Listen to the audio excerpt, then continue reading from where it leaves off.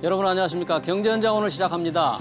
서울시가 재건축, 재개발 활성화와 함께 토지거래 허가구역을 확대했습니다. 모순된 정책을 펼친다는 지적이 나오는 반면에 재건축 완화 의지를 확인했다는 분석도 있죠. 더불어민주당에선 부동산 정책 조정을 놓고 첨예한 대립을 보이고 있습니다. 당정청 움직임이 집값에 미칠 영향까지 살펴보겠습니다. 유튜브 실시간 댓글로 의견 주시면 토론에 반영하겠습니다. 경제현장 오늘입니다.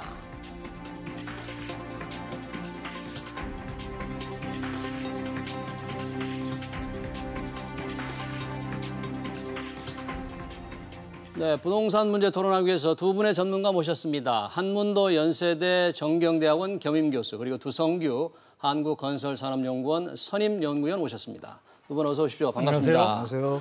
자, 연일 부동산에 빅뉴스가 나오고 있는데 역시 어제는 이제 서울시가 토지거래 허가구역을 확대했지 않습니까? 두성규 의원님, 우선 이 토지거래 허가구역으로 지정이 되면 어떻게 되는 겁니까?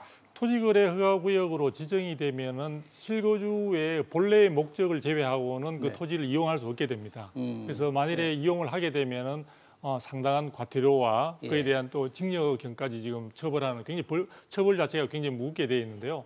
제일 중요한 것은 해당되는 지역에 투기적인 어떤 목적을 가지신 분들이 해당되는 지역으로 진입 자체가 불가능하게 되는 그런 투기 부분이 수요를 꽉 잡는 거죠. 그렇죠. 네. 그런 측면들의 효과를 기대할 수 있습니다. 네. 그래서 지금 정부 같은 경우에는 시장에 있어서 그러한 불안정한 모습을 보일 수 있는 가능성이 높다고 생각되는 지역들, 예를 들면 삼성, 대치, 잠실 이런 지역들, 대치동 그런 지역들을 작년 1년 전에 사실은 토지거래 허가구역으로 묶은 바가 있습니다. 그렇죠. 네. 그런 묶은 바가 있고요. 지금 이번에는 그 외에 이제 여의도, 목동, 그다음에 이제 목동하고 그다음에 압구정 아파트 그다음에 단지하고 성수동 전략정비구역. 그렇죠. 그렇게 네 군데를 추가적으로 지금 그 기존에 있던 것들은 1년이 지금 마무리되는 시점이기 때문에 이제 재연장을 하는 상황이고요. 어제 재연장은 아직 결정은 안 했죠? 기존 아직 대정이 아니 곧 이제 아마 그 부분들이 재연장 될 것으로 지금 보여지고 있습니다.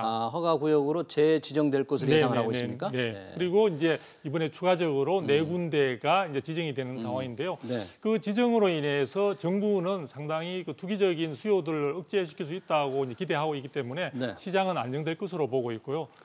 현장에서는 또 여러 가지 의견들이 있습니다만 그런 것으로 인해서 상당히 거래 부분에 대한 압박은 있겠지만 거래 압박.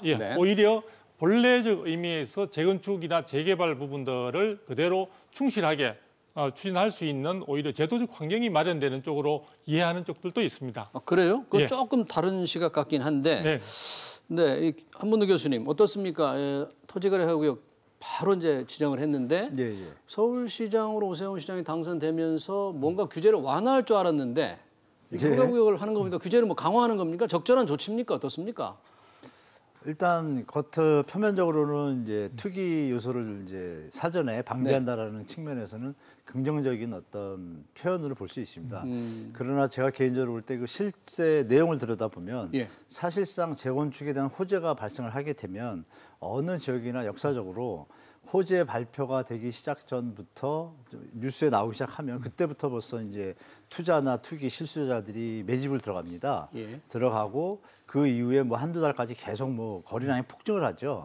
그런데 요번에 이제 제가 이 선거 이제 끝나고 나서 좀 추이를 좀 유심히 살펴봤습니다. 목동하고 상계 주공단지하고 목동, 또, 상계동, 상계주공단지, 압구정동 이 세 군데가 핵심이죠. 단지도 많고 몇만 세대가 넘으니까요. 근데 거래량이 없습니다. 거래량이 확 줄었어요? 절벽입니다. 줄은 정도가 아니고요. 그러면 더 늘어야 정상인데 압구정 같은 경우에 1월, 2월에 뭐 80개, 70개 찍던 것이 9개로 딱 줄었고요. 3월 달에. 더더욱이나 4월 7일 당선이 되시고 나서도 거래량이 지금 3개밖에 없습니다. 이걸 어떻게 해석해야 될까요? 어떻게 되나요? 가격이 뭐 더 늘어나야 정상인데 일단 적죠. 그리고 목동도 하나 거래됐습니다. 지금 20일까지. 그리고 상계동도 1월에 막 300개, 400개 하던데 지금 상계 주공단지죠. 그쪽에 100개 정도가 거래됐던데 그러면 지금 뭐 2, 300개, 3, 400개 가야 되잖아요. 거기도 한두 개 됐습니다. 이 수치가 보도에 나왔다라면 과연 지금 오세훈 시장의 토지거래 허가구역을 묻는 게 앞뒤가 맞을까요? 그러니까 그렇게 절벽까지 몰린 이유는 그 핵심이 뭐냐면 이거죠. 가격 임계점에 다다랐다는 수요자들의 어떤 심리가 가격이 매수 우위 지수가 지금 막 70대까지 떨어졌잖아요. 예. 150까지 갔다가 지금 시장이 많이 바뀌고 있는 상황인 거죠. 서울 아파트 전체 거래량도 아시겠지만 영끌할 시절에 15,000이었는데 지금 1월, 2월, 3월 다 5,000대를 못 넘습니다. 예. 3,000대로 내려왔거든요. 이런 추세는 뭐냐면 거래 절벽으로 간다는 얘기는 예전에 2007년도도 마찬가지입니다. 거래량이 폭증하고 나서는 일정 기간이 지나고 나면은 일단 어느 정도의 이제 그 수요 손바뀜이 다 끝나고 나서 예. 시장을 다시 재정비하고 서로 그 수요와 매도가 시장을 다시 보게 되잖아요. 다시 보니까 이게 가격이 너무 높다고 판단한 거죠. 게다가 정부의 정책들이 이제 법안들이 다 통과되고 나서 보유세 부담도 있고 매물도 지금 계속 늘어나고 있거든요. 매물 늘어나는 기사들이 많이는 안 나오는데 1월 작년 9월부터 지금까지 서울의 아파트 매매 물건, 전세 물건, 월세 물건 다 늘어났습니다. 심하게 늘어났음에도 불구하고 보도가 좀 많이 안 나요. 제가 이제 아쉬운 건 그거죠. 보도를 이제 언론에서 제대로 중점적으로 해준다라면 다주택자분들도 자산 관리하는데 도움을 받으실 거고 정확하게 시장을 봐야 되지 않습니까? 네. 그리고 지금처럼 보도상으로만 재건축 들썩 호가 뭐 몇 억 이러는데 거래가 없잖아요. 네. 그럼 이거 시장이 뭔가 체크를 해봐야 되지 않습니까? 그러면 오세훈 시장의 토지거래 허가구역 어제 굳이 확대한 할 것은 필요가 없던 거죠. 거꾸로 의미가 없다 그런 역신호를 주게 얘기입니까? 되는 거죠. 이미 거래가 줄고 네, 이미 시장이 정리가 돼가는 분위기인데 있는데 토지거래 허가를 굳이 묶을 이유가 없잖아요. 그럴 이유가 없다. 없는데 왜 던졌을까요? 재건축 단지가 그들 저기 좀 들썩이니까 그걸 좀 안정시키려고 들썩이는 이렇게. 건 기사로만 들썩이지 현장은 조용하니까요. 아 그래요? 현장도 다 조사했을 것 같은데. 현장 어떻게 조사합니까? 거래량으로 보면 되잖아요. 예. 부동산 가보시면 아닙니다. 압구정 같은 경우에 매물이 당장 그래요? 오늘 이제 시청자분들이 압구정 저 단지 가가지고 현대 1, 2차 뭐 들어가 보십시오. 100개, 50개 널려 있습니다. 매물이. 그러면은 거래가 앞으로 미래적으로 재건축 어떤 호재가 이어질 거라고 판단이 된 수요자들이 다 스마트하시잖아요, 요즘은.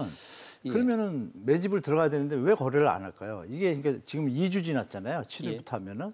그러면 3주, 4주까지도 만약에 이게 이어진다라는 것은 뭐냐면 시장에 좀 임계점이 왔다라고 보이죠. 왜? 정부에서 계속 공급 신호를 많이 줬지 않습니까? 네. 이런 것들을 이제 수요자들이 판단해서 시장에 예측하지 못한 신호들, 거래량이 안 받쳐주고 재건축 호가 들썩이라는 기사가 있지만 거래량 폭증이라는 기사가 없잖아요. 네. 거래는 다 제가 말씀드린 대로 너무 적어요. 그러면 이거는 시장에서 뭐 매도자든 매수자든 시장을 다시 한번 체크할 필요한 시점이 됐다고 보고 실제로 잘못된 신호는 좀 잘 정리해서 좀 보내주는 게 정상이라고 좀 보고 있죠. 수성규 박사님, 실제로 오 시장은 이제 그 재건축 규제 완화를 들고 나왔기 때문에 공약으로 그래서 가격이 들썩일 것 같으니까 우선 가격 안정이 시급하다.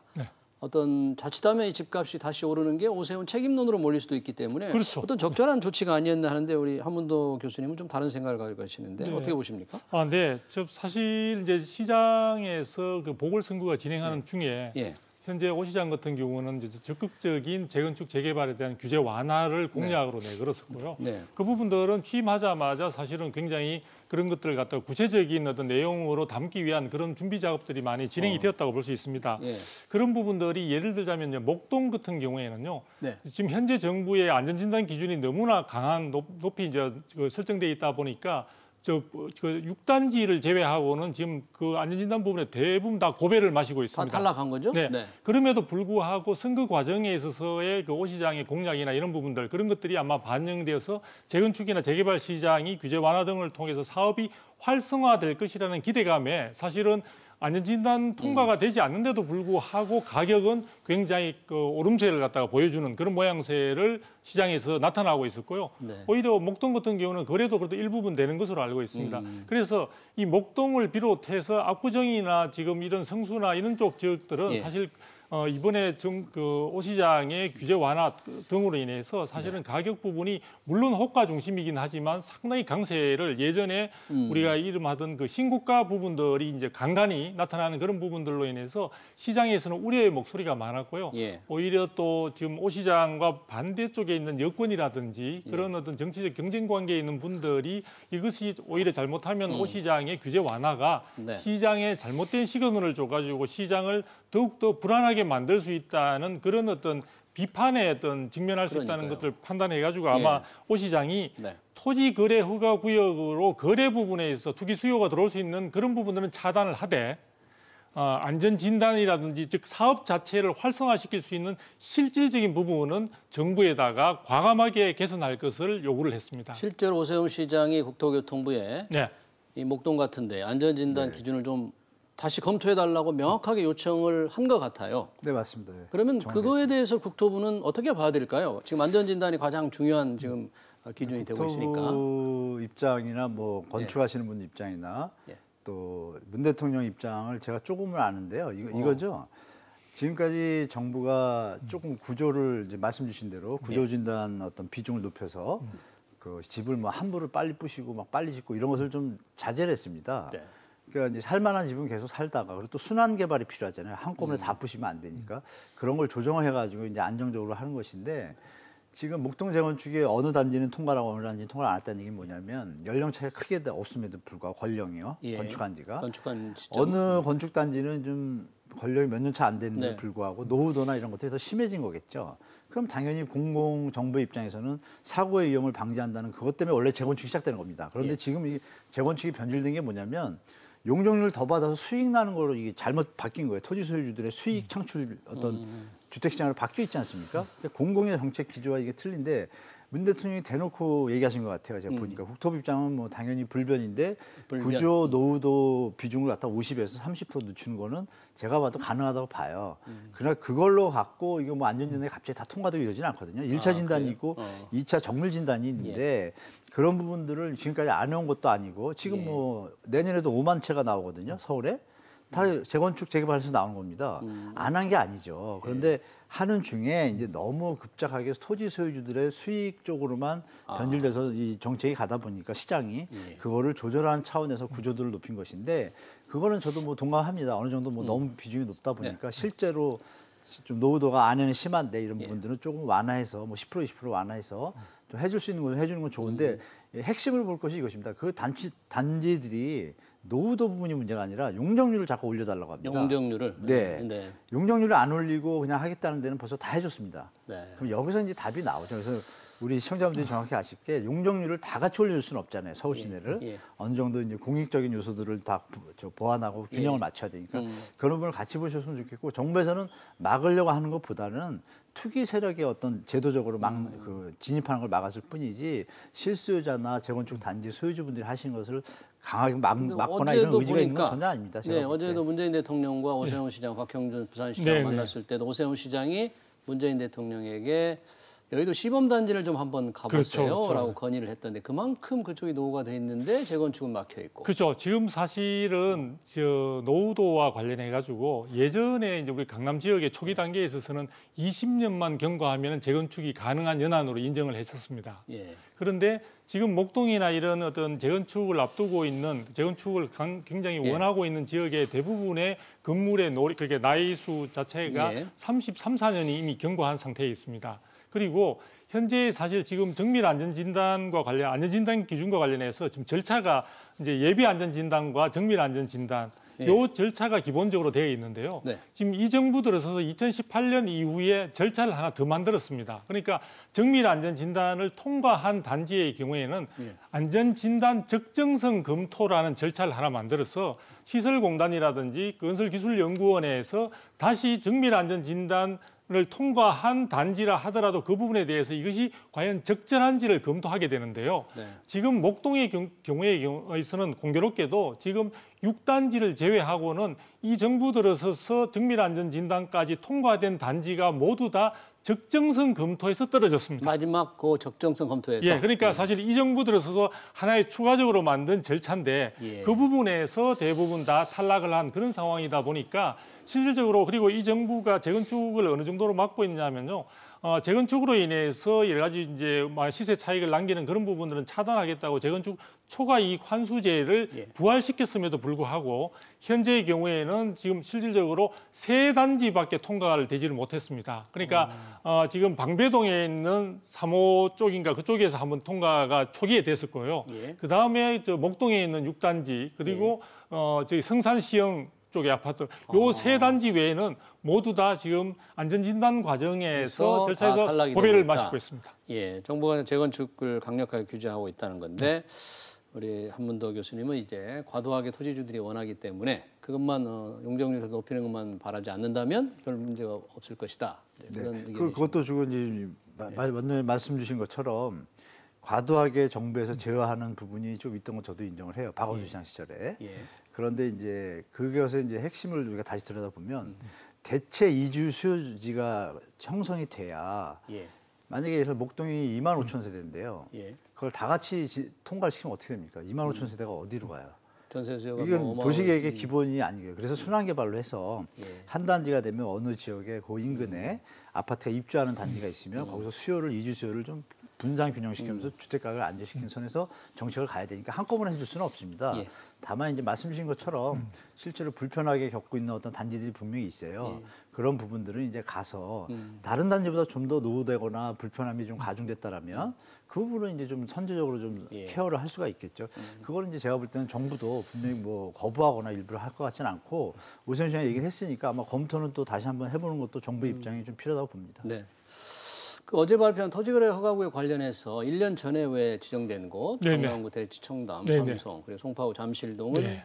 가격이 좀 안정이 됐습니까? 효과가 어떻게 나타납니까? 토지거래 허가구역으로 지정을 하면. 토지거래 허가제는 사실은 여러 가지 규제 가운데 규제 지역으로 묶는 가운데 가장 강력하다고 볼 수 있고요. 예. 거래 자체를 지금 시군구청에서 허가를 내주느냐 예. 마느냐에 따라서 네. 거래 자체의 승립이 좌우되는데요. 사실은 지금 강남 지역에 굉장히 주목되는 네 군데 지역에서 토지거래 허가구역으로 묶여서 1년이 경과된 이 시점에서 본다면은 사실은 거래량은 굉장히 많이 줄었습니다. 거래량은 상당히 그 규제로 해서 예. 실수요자, 실입주자, 거주자가 아니면은 사실은 그 자체 진입을 할 수 없는 상태로 묶였기 때문에 거래량은 급격하게 줄었는데 가격 부분에 있어서는 오히려 상승의 어떤 그런 내용들이 많이 이제 반영된 것으로 평가되고 있습니다. 가격은 안정 효과가 없었다고 볼 수 있습니다. 네네. 그래서 지금 토지거래 허가 구역으로 묶인 부분에 대해서 시장에서는 그 실효성 부분에 대해서 이제 의문을 표시하는 경우들도 많이 있고요. 그리고 해당되는 시군구청에서 그러니까 지금 해당되는 구청이겠죠. 예. 구청에서 토지거래 허가와 관련해서 요건을 갖춘 경우에 있어서는 그것을 갖다가 반환하거나 반납한 경우가 거의 없는 것으로 소개되고 있기 때문에 예. 실제로 토지거래 허가제가 그 투기 수요를 진입하는 부분들은 상당히 차단시키는 효과가 있겠지만 전체적인 거래에 있어서 가격 부분에 대한 영향력은 상대적으로 좀 미미하지 않나 이렇게 평가되고 있습니다. 네, 제가 그렇군요. 그 부분에 예. 좀 저 의견을 말씀드리면 오세훈 시장이 정책적으로 어떤 포지션하고 정치적인 포지션을 잘 결합해서 토지거래 허가를 묶은 건 저는 개인적으로는 잘했다고 봅니다. 아까 제가 말씀드릴 때 표면적으로는 그렇지만 내용은 그렇다고 말씀드렸지만 그거 왜냐하면 토지거래 허가를 안 묶고서 계속 갈 경우에 투기 요소들의 어떤 진입을 방치한다라는 어떤 비판론에 시달릴 수가 있기 때문에 일단 던진 건 잘하셨고요. 예. 토지거래 허가국을 묶게 되면은 18제곱미터 주거지역은요. 상업적 20제곱미터 이상 할 때 거래 허가를 해야 되고 거기서 이제 허가를 해야만 주택을 매입하게 되지 않습니까? 그러면 이제 투기 요소를 제어하는 효과는 분명히 있습니다. 그래서 또 들어가서 살아야 되잖아요. 그런 부분 분명히 정해 놓으시고 오늘 어젠가요? 문 대통령 만나서 아까 우리 원장님 말씀 나눈 그 구조 진단이 늦어지거나 좀 과도하게 이렇게 제어됐던 부분들은 정상적으로 해주는 것이 좋지 않냐고 던진 이런 어떤 정치적인 요소와 정책적인 요소를 잘 아주 표현하는 것 같아요. 그건 저도 인정해요. 잘하셨어요. 잘하셨는데 이제 그 신호를 구조진단 안전을 마치 전 서울에 재건축 현장들이 다 금지될 것처럼 이 부분에 대해서는 뭐 표현도 하셨지만 뭐 조금 조율해서 하겠다, 뭐 풍선 효과가 없는 선에서 좀 활성화를 시켜야겠다. 이 표현의 의미를 우리가 시청자분들도 잘 파악하셔서 어떤 이게 순차적으로 가는 형태지 갑자기 다 이런 상황은 아니다라는 것을 판단하고 시장에 대처하면 좋을 것 같습니다. 방금 풍선 효과를 말씀하셨는데 네. 그러면 어제 토지거래 허가구역을 지정했잖아요. 그럼 지정이 안 된 곳으로 뭐 풍선 효과가 나타나는 거 아닙니까? 그런 시장에서 걱정은 없을까요? 지금 이제 기존에 작년에 지정된 그 경우에서는 그 해당되는 지역에 있어서는 거래량이 줄고 가격은 뭐 오히려 강세의 모습을 보였는데 오히려 그 규제로 인해서 그 주변 지역의 경우에는 오히려 더 많은 수요자들이 몰려드는 그런 양상을 보여준 바가 있습니다. 그래서 이번에 지금 이제 토지거래 허가구역으로 추가된 지역 같은 주변에 있는 그러니까 해당되는 지역은 사실은 굉장히 투기 수요들이 들어오지 못하도록 차단되는 효과가 있겠지만 그 인근의 뭐 신정 뉴타운이라든지 신길 뉴타운 또 그 성수 쪽에 있어서 한남 뉴타운 이런 쪽에 있어서는 풍선 효과로 인해서 더욱더 오히려 부각이 되는 그런 부분들의 우려들이 사실 시장에서 많이 나오고 있습니다. 물론 물론 지켜봐야 되겠지만 예. 현재로서는 그 일정한 지역의 규제로 인해서 그 주변 지역에서는 오히려 더 성황리에 많은 수요자들이 몰려드는 그런 부분들을 우리가 아마 당국에서도 눈여겨 지켜봐야 될 것으로 보여집니다. 네. 자, 지금 토지거래 허가구역 지정 못지않게 정말 더 큰 관심이 여당의 지금 부동산 정책의 어떤 전환 가능성입니다. 네. 가장 지금 논쟁이 되는 게 종합부동산세를 완화할 것이냐 말 것이냐. 지금 완화하자는 주장도 굉장히 많이 나오고 있지 않습니까? 네, 한 교수님, 지금 여당의 이 흐름으로 봤을 때 결국 이 세금 완화, 종부세 기준을 좀 올려서 완화하는 방안으로 될 것 같습니까? 어떻게 지금 가고 있습니까? 생각에 지금 뭐 여당... 안에서 감론을박 많이 다투실 것 같은데요. 네. 왜냐하면 정부의 기조가 있고 예. 뭐 1년도 안 돼가지고 선거 결과가 이렇게 나왔기 때문에 바꾼다는 게 좀 비판에 시달릴 수가 있고 만약에 선거 결과가 이겼다면 어떻게 됐을까요? 그냥 갔겠죠. 네. 그럼 선거 결과의 민심인데 그러면 종부세에 해당되는 분들이 정해져 있지 않습니까? 그 비율이 전 국민으로 따지면 몇 프로 안 되잖아요. 그러니까 이게 저도 좀 판단력이 좀 이상한 게 네. 정치를 하시는 분들이 이게 정책을 하는 게 아니라 정치를 하는 것 같아요. 그러니까 선거에 졌다고 훌떡 바꾸고 이것이 민심의 어떤 패턴이 부동산만 갖고 결정된 게 아니지 않습니까? 여러 가지 다른 요소들도 포함되는데 가장 큰 패배 요인, 여당의 패배 요인이 이제 부동산이었다 이런 데 분석이 네, 많으니까. 그쪽이 이제 많으니까. 네. 그러니까 종부세 부분에 대해서 이제 공시 가격에서 예. 어떤 미스된 부분들이 좀 많이 나왔잖아요. 뭐 같은 동에서. 근데 그것도 이제 시시비비를 떠나서 예. 요새 증여계약을 해가지고 밑에 층이 좀 저렴하게 매매 계약이 됐다고 가정을 할게요. 시세가 15억인데 10억에 거래했어요, 예. 증여로. 그 위에는 시세가 15억이에요. 예. 그거를 이제 감정평가를 하다가 잘못 매겼는데 그것이 마치 예. 위에 층보다 밑에 층이 낮게 됐다, 공시가가 더 비싸다 이런 표현으로 이게 이제 많이 와전되다 보니까 그리고 실제로 세부담은 늘어났잖아요, 일부분들이. 그리고 인원수도 또 많이 늘어난 건 사실입니다. 노무현 정부 때 7만 명도 안 됐는데 지금 뭐 20만, 30만을 가니까 예. 많이 늘어난 건 사실이에요. 근데 그 부분에서 제가 이제 정부에 아쉬운 건 예전에도 뭐 다른 분들도 말씀하시고 그랬지만 종부세를 1%나 2%를 딱 정해놓고 그냥 가이드를요, 금액이 아니라 역으로. 아, 종부세 과세 대상자 비율을 정해놓고. 그렇죠. 누가 봐도 상위 1%라면 이해가 되잖아요. 예. 그렇죠? 근데 1%는 딱 정해져 있지 않습니까? 숫자가. 근데 그것이 아니고 이 금액을 갖고 왔다 갔다 하니까 다들 헷갈려하는 겁니다, 이게. 그러면 한 교수님도 뭐 전체 볼륨 부동산 면에서. 보유자 중에 1%로 좀 제한을 하는 게 좋겠다. 네, 그런 겁니까? 1%는 2%도 어떤 라인을 그렇게? 딱 정하고 중요한 거는 여당만 갈 것이 아니고 야당하고 협의를 하는 거죠. 협의를 해서 국민 공감대를 얻을 수 있는 그래 2%까지는 종부세가 인정한다. 아니면 1%에 맞추자. 그것이 이제 여야 합의하에 만약에 국민들한테 전달이 된다라면 1%의 분들이 지금처럼 저항이 심하지는 않을 겁니다. 그렇게 했다가는 또 매년 가격이 다 달라져야 되잖아요. 1%로 딱 해놓으면 가격이 바뀌어도 상관없잖아요. 네. 1%만 해당되니까. 아, 근데 그걸 금액으로 하다 보니까 인원이 늘어났다 줄었다 이런 예. 뭐 내려가면 또 어떡할 겁니까? 이런 그럼 또 그때 또 바꿀 거예요? 그러니까 저는 이제 정책 당국자들이 이걸 보신다라면 차라리 누구나 이해할 수 있는 상위 1% 이렇게 딱 정해서 그러면 이해할 수 있지 않을까요? 두성규 의원님 어떻게 보세요? 예, 저는 종부세 이제 논란이 기본적으로 워낙, 예, 종부세 부분은 이제 부자세라는 그 성격, 본래의 조세 형평성을 목적으로 이제 만들어졌기 때문에 그 취지로 돌아가자고 한다면은 어쨌든 지금처럼 그 적용 대상자가 너무 많이 늘어나는 이런 형태는 사실은 좀 문제라고 볼 수 있습니다. 우리가 재산세가 있음에도 불구하고 예. 국세로서 종부세를 만들어 가지고 추가적으로 이제 부과를 하고 있는 부분은 좀 문제가 있는 것 같고요. 이 부분의 대상자 같은 경우에도 지금 올해 같은 경우에 이대로 간다면 50만 명이 넘을 것으로 예상이 되고 있거든요. 그래서 당초 이야기했던 소수의 극소수의 부자들만 부과하는 그런 세수로서의 그게 좀 벗어나고 있는 부분이 있다 보니까 네. 그것이 아마 이제 선거 과정에서 민심으로 드러났지 않나라고 생각을 하는 거고요. 예. 그 부분들을 이번에 1가구 1주택자를 중심으로 해서 지금 뭐 같은 경우에는 이제 기준 자체 종부세 부과 기준을 갖다가 1가구 1주택자의 경우에도 현재 9억으로 되어 있는 것을 뭐 12억 정도로 공시가 12억 기준을 으로. 조금 올리게 되면 아무래도 종부세를 부과하는 부분들이 많이 완화되는 그렇죠. 그런 부분이 대상자가 확 주는 거죠. 그렇죠, 그렇죠. 네. 그런 부분들을 지금 아마 강구하고 있는 것 같습니다. 그런데 이 부분도 결국은 내년에 대선 전국을 향한 어떤 민심을 다시 되돌리기 위한 그런 방안의 하나로서 보고 있는 것 같은데요. 저는 만일에 이 세제 부분과 관련해서 부동산 시장의 안정을 위한 궁극적인 방안으로 본다면은 저는 거래세 부분을 갖다가 사실 턱을 낮추고 거래세. 네, 그리고 그러니까? 보유세 부분에 해당되는 종부세라든지 재산세 부분은 그 다음에 어떻게 좀 순지를 하는 그런 쪽에 거래세라면 선호가 양도세, 좀 바뀌고 있는 상황이죠. 양도세를 좀 완화하는 그렇죠. 그런 얘기입니까? 그래서 현재의 경우에서 가장 중요한 것은 뭐냐면 이 부분에 이 현재 정부가 이사 대책 등을 통해서 공급을 확충해야 된다는 부분에 대해서는 여야 할 것 없이 지금 공감을 하고 있는 것 같습니다. 예. 그렇게 본다면은 공급을 확대하는 부분은 신규 공급과 함께 기존 주택들이 매물로서 많이 나오도록 하는 것이 예. 무엇보다 중요한데 그런 부분들이 현재는 양도세 부분에 대한 장벽이 높은 상태이고 거기다가 앞으로 6월 1일 지나게 되면 더 10%포인트가 추가되는 특히 중증화되는 다주택자 상황이 되는 양도세. 거죠.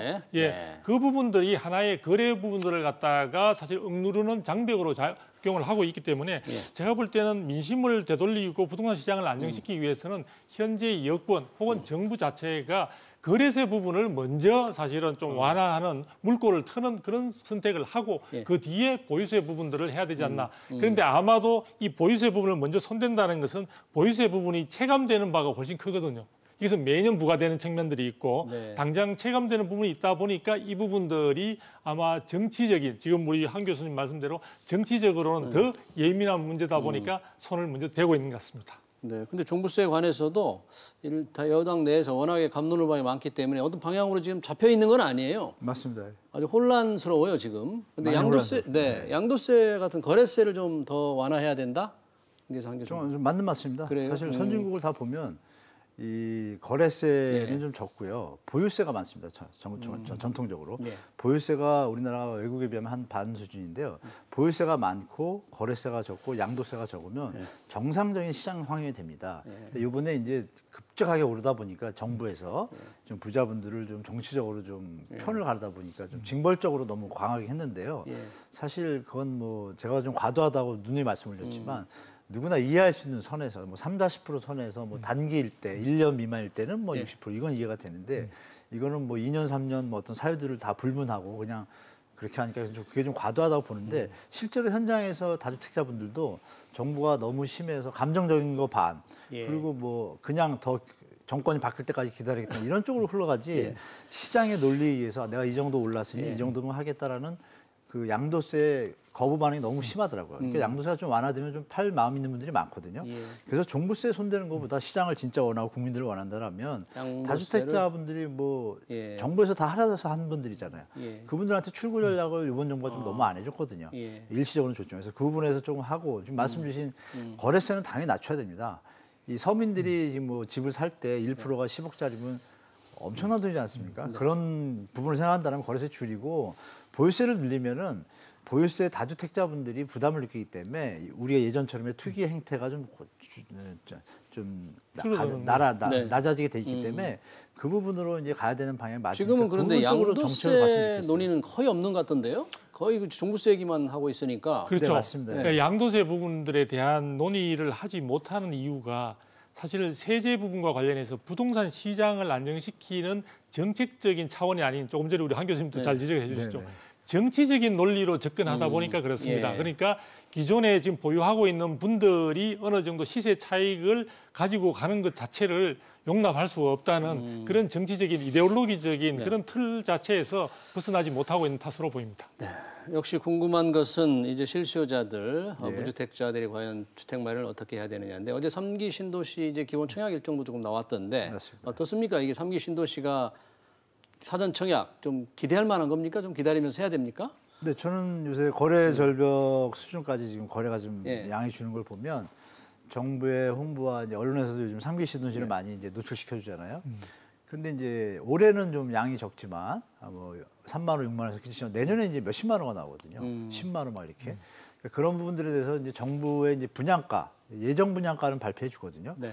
그게 아마 지금 초미의 관심사일 겁니다. 굉장히 기존 주택을 높다면서요. 살려고 하시던 분들도 너무 높다면서. 예정 분양가가 만약에 생각보다 낮다라고 하면 낮다면? 아 기다렸다 사겠다는 쪽으로 확 돌아서고 시장이 변할 수가 있고 근데 만약 예정 분양가가 뭐 기존 주택을 사고 뭐 5년 기다린 것보다 이제 차이가 별로 없으면 실익이 그럼 시장이 조금 흔들릴 수 있어요. 그래서 정부가 좀 제대로만 잘하면 제가 볼 때는 좀 시장이 그래요? 좀 안정적인 국면으로 갈 수 있는 전환점은 됐다. 다만 더 진짜 국민들을 위한다면 또 말씀 올리지만 양도세는 조금 조정했으면 알겠습니다. 좋겠다는 것도 말씀드립니다. 두성규 의원님 3기 신도시 청약 얼마나 뭐 예. 순차적으로 잘 될 거로 기대하십니까? 어떻게 저는 지금 잘 되어야 되지 않을까 싶습니다. 제가 자칫하면은 전세 난민으로 많은 무주택 서민들이 고통을 받을 수도 있기 때문에 예. 이 신속하게 이루어져야 되는데요. 사실 현장에서는 토지 보상 절차가 좀 원만하게 진행이 되고 있지 않은 것 같습니다. 그래서 이렇게 된다면은 사실은 사전 청약을 한다 하더라도 네. 실질적인 본 청약을 통해서 입주하기까지는 많은 분들이 더 오랫동안